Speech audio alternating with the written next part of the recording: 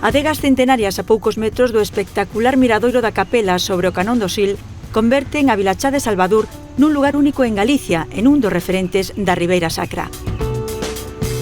Esta localidade da Pobra do Brollón, no sur da provincia de Lugo, conta cun fermoso conxunto de construcións tradicionais destinadas á produción e conservación do viño, recoñecidas como ben de interese cultural polo seu gran valor patrimonial.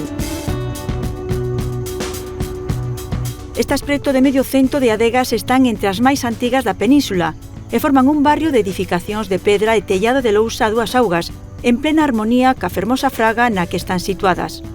En perfecto estado de conservación, manteñen no seu interior unha temperatura baixa e constante que favorece a conservación do viño.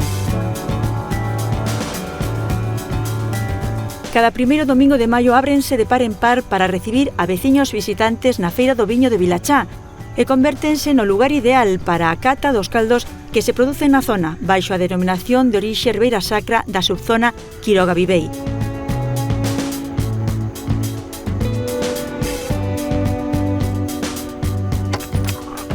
Pero tamén é posible visitar algunha delas en calquera época do ano.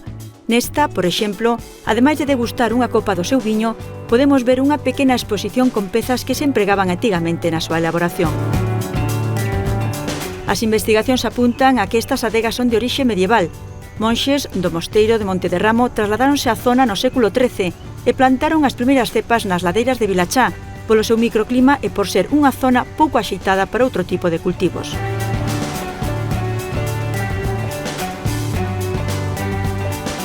Mais a nosa experiencia en Vilachá non remata aquí.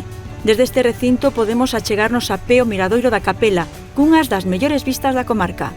Asomámonos a unha atalaya situado a máis de 600 metros de altura, un espectacular balcón de madeira e cristal sobre o Sil que nos permite vivir a sensación de estar voando sobre o Canón.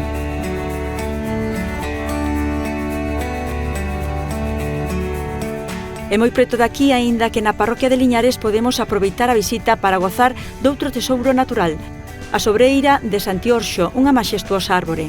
O seu tronco supera os 10 metros de perímetro. Estímase que ten uns 300 anos de vida, aínda que algunhas fontes suxiren que podría superar esta idade. A árbore, que está protexida por un valado, é unha das corticeiras máis grandes e antigas de Galicia e ten a distinción de árbore singular da nosa comunidade polas súas notables características.